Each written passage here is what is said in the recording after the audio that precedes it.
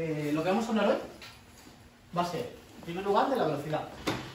En segundo lugar, vamos a hablar de la estabilidad. Y ahí me voy a detener un poco más porque, bueno, la estabilidad es un tema que está relacionado con muchas otras cuestiones del barco, entonces es un tema importante. Vamos a hablar un poco de la capacidad para ceñir, qué es lo que le debemos de pedir al barco para que sea buen ceñidor. Y un poco en ese tema no voy a profundizar, digamos, en dar una respuesta porque es muy complejo, pero lo que quiero es plantear el tema en su complejidad para que se entienda todos los parámetros que intervienen aquí. Vamos a hablar un poco de maniobrabilidad y estabilidad de rumbo, que son dos propiedades que parecen opuestas, aunque no lo son del todo, aunque sí en cierta medida, pero bueno, ya lo vamos a ver. Hablar un poco de los movimientos del barco pensando en el balance y en el cabeceo, movimientos episódicos que llamamos, y por último vamos a hablar un poquito, en un aspecto concreto, de la navegabilidad. Bien, ya lo vamos a ver con más detalle. Bueno, entonces, la velocidad. La velocidad, pues es, básicamente está dominada por la capacidad que tenemos de vencer la resistencia al avance. Esto que os hablaba cuando hablábamos de los ensayos de canal, ¿no? Lo que medimos, bueno.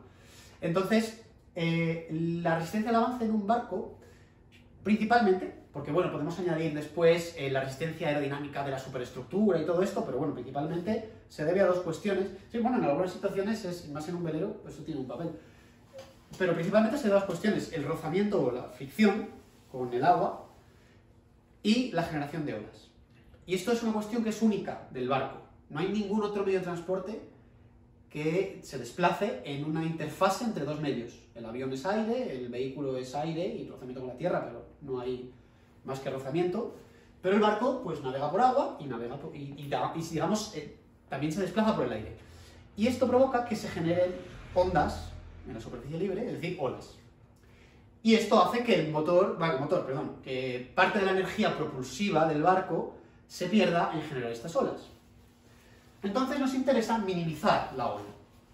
Bien, estas olas que genera el barco, por supuesto, dependen de la forma del barco, pero grosso modo se pueden dividir en dos. Podemos asumir que el sistema de olas que genera el barco es una composición de dos sistemas distintos.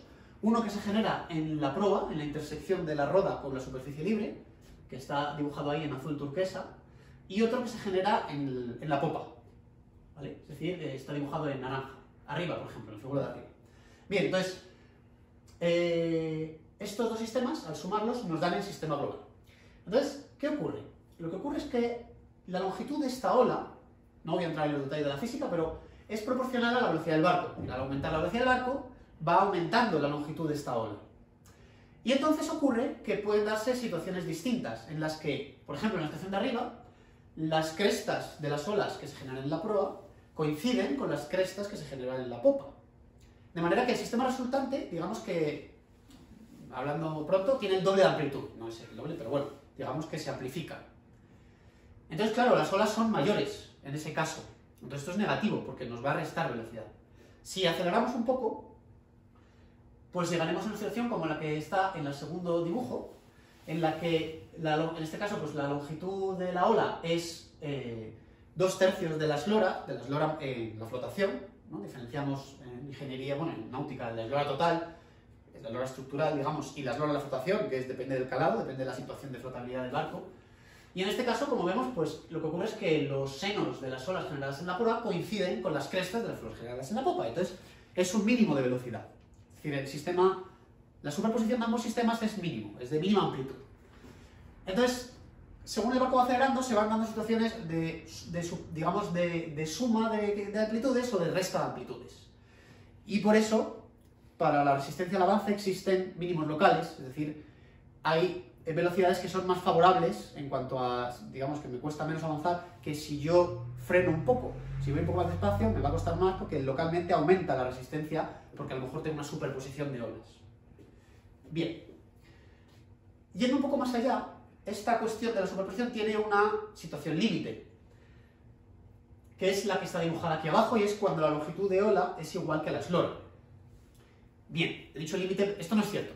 Yo puedo superar esta situación, pero entramos en el régimen de semiplaneo. Y si avanzo más, ya nos metemos en un barco de planeo, ¿vale? Entonces yo me estoy refiriendo ahora a un barco de desplazamiento, que son pues todos los veleros de crucero. Por supuesto, los veleros de competición pues no entrarían aquí, ya podríamos ir más lejos.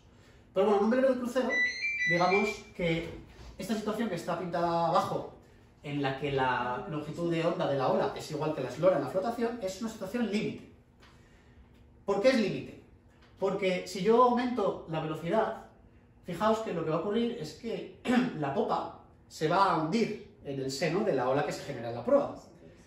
Y esta situación es una situación de mucha resistencia. La curva de resistencia de un barco crece más o menos de manera constante y cuando llegamos a este punto, bueno, no lo he dicho, pero esto se expresa mediante un número dimensional, que es el número de Flood, en fin, cuando llegamos a este punto que corresponde con Flood 0,4, la resistencia se dispara.